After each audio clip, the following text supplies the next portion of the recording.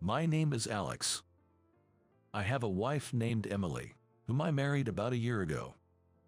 Emily and I were classmates in middle school, but we didn't really interact much back then. However, we reconnected at a high school reunion and got closer after coincidentally sitting next to each other, which led to us dating. Emily, with her modest and kind personality, is not much of a talker, but she always listens to my stories with a smile.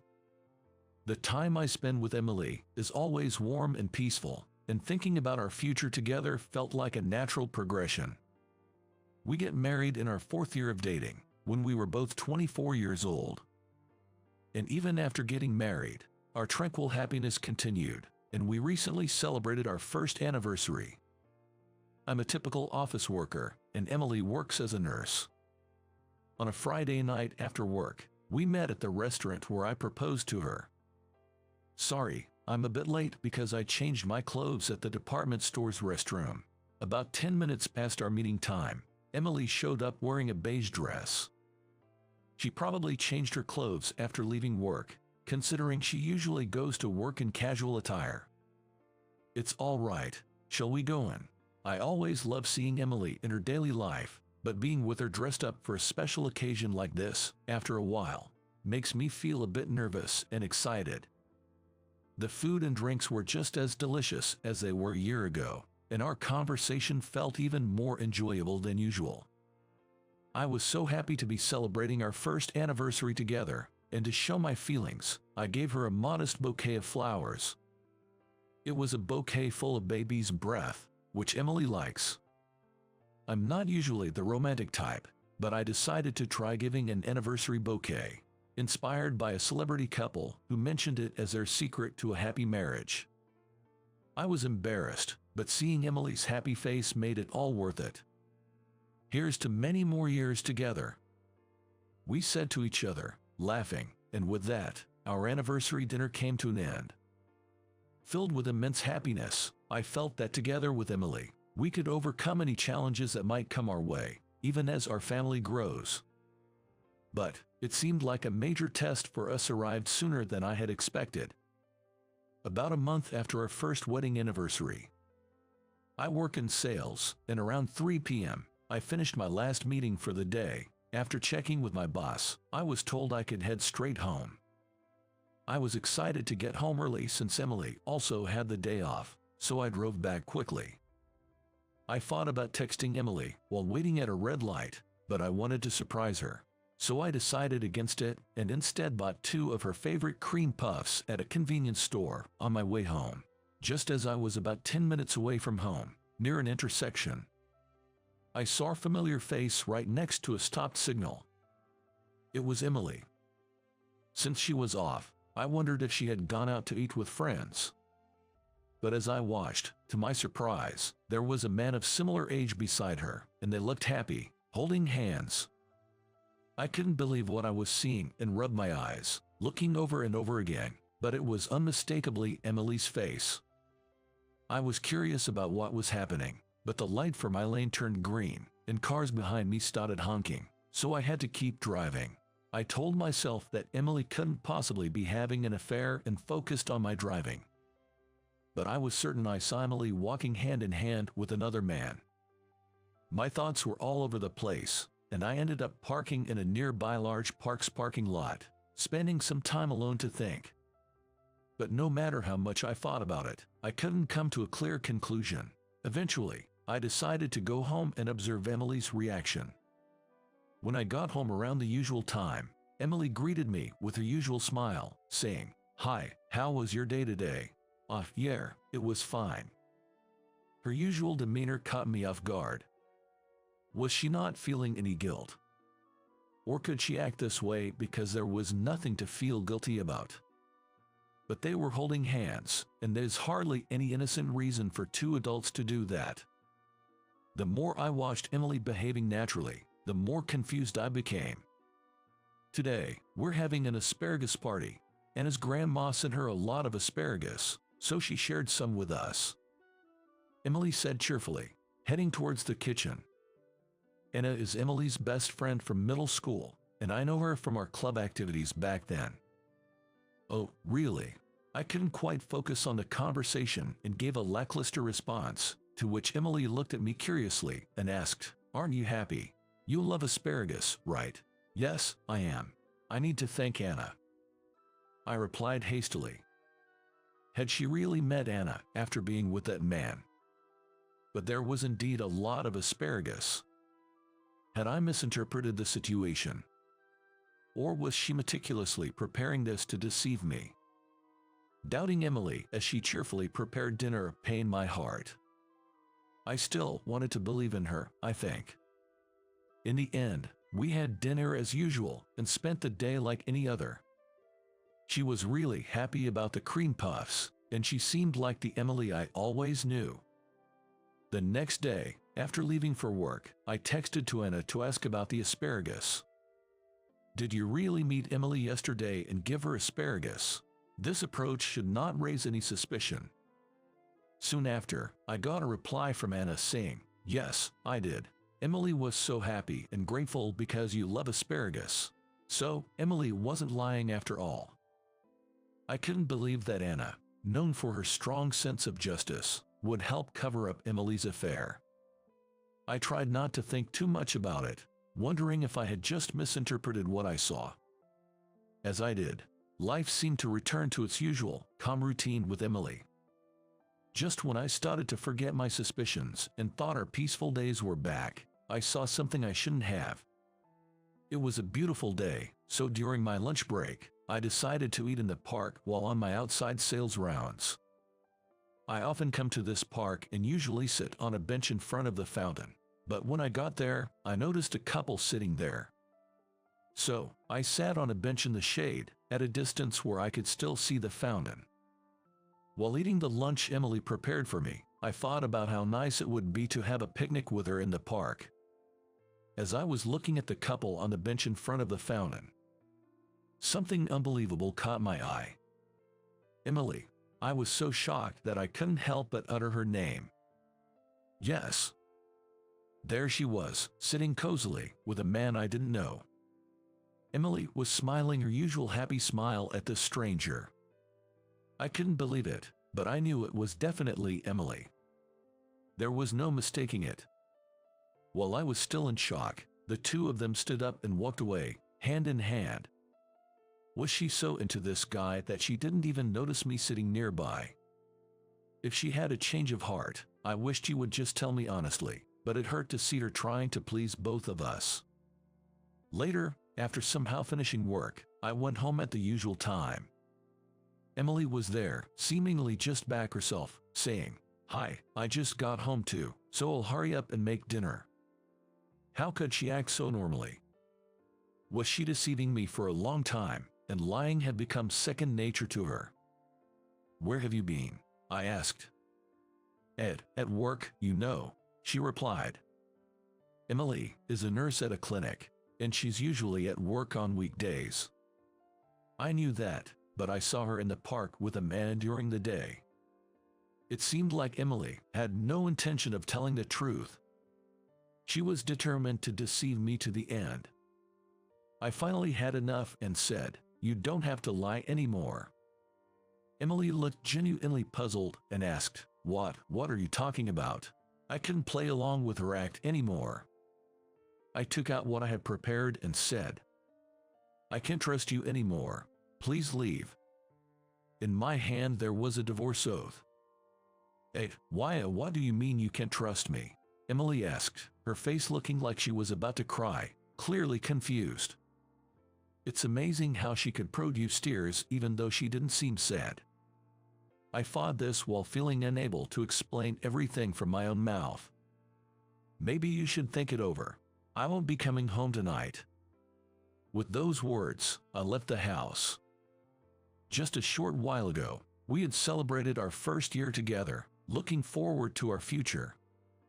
I never imagined such a future would come. Filled with despair, I spent that night at a nearby business hotel and went straight to work the next day.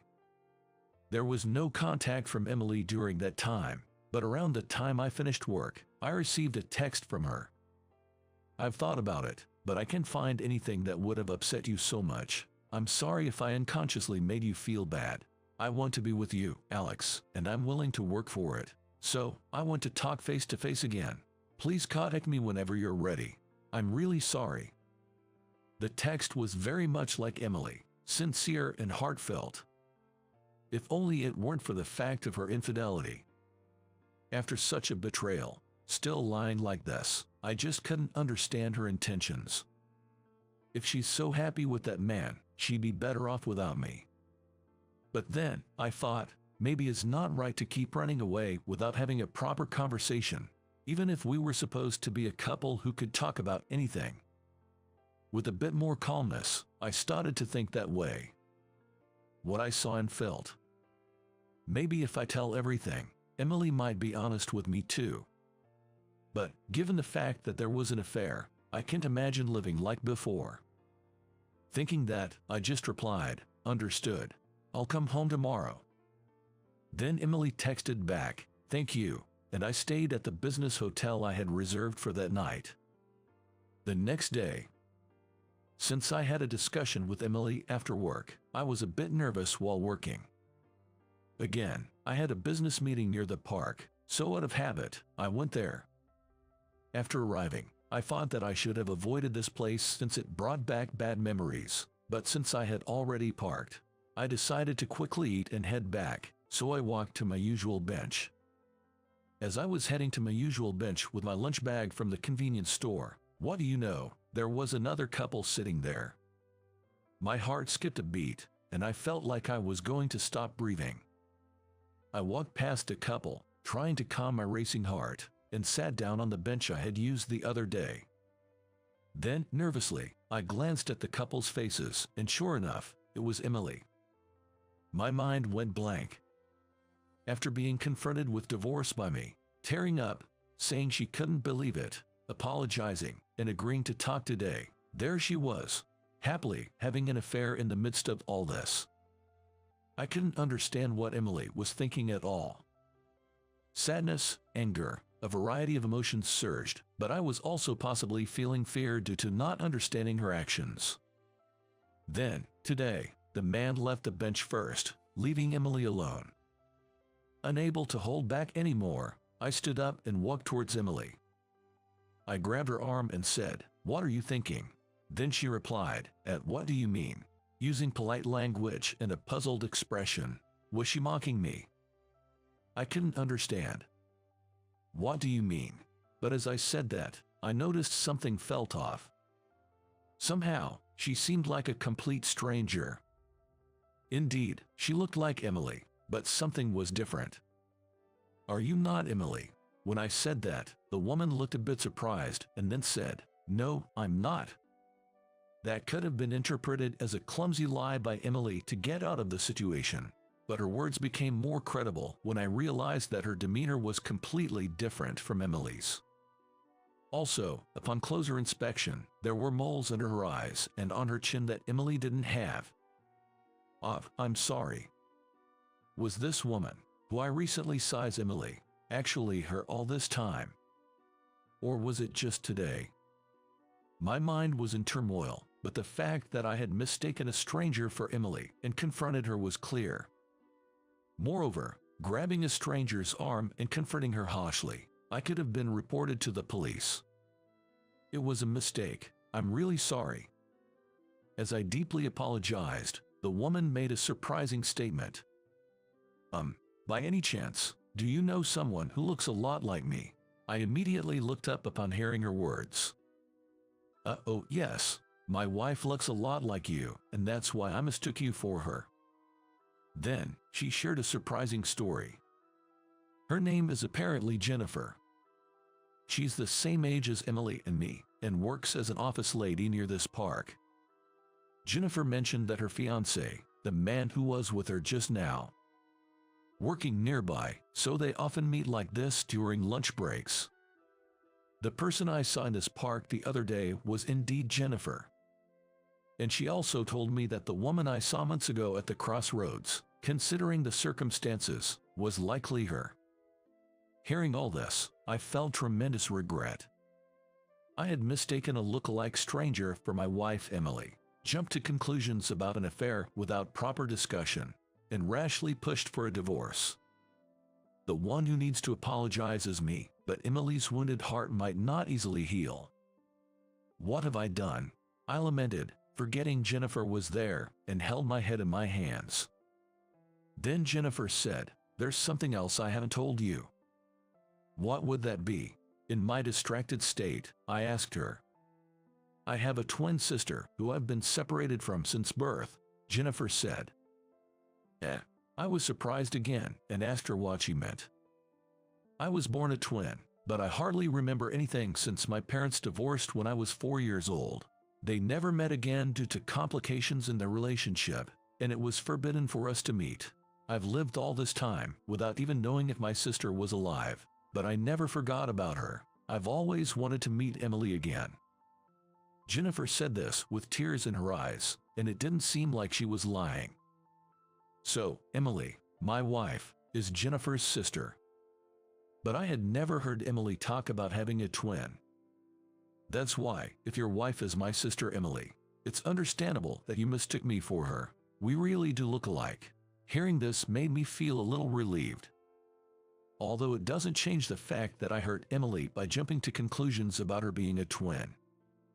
While we were talking, it was time for both of us to return to work, so we exchanged contact information and parted ways for the day. I didn't know if Emily would forgive me, but I decided to apologize to her first and then talk about Jennifer, so I went home. When I got home, I saw Emily with a worried expression. Seeing her face made my heart tighten, and I immediately apologized. "Emily, I was wrong. I'm truly sorry." Emily was surprised as I suddenly apologized deeply. Then, I told her everything, including my suspicions of infidelity and meeting Jennifer. After hearing everything, Emily looked confused but first said, "Thank you for telling me. You don't need to apologize, Alex. It's my fault for not telling you about having a twin sister. I'm really sorry for troubling you." No, Emily, you don't need to apologize. I'm the one who jumped to conclusions. I'm truly sorry. Emily and I apologized to each other for a while and finally managed to share our misaligned thoughts.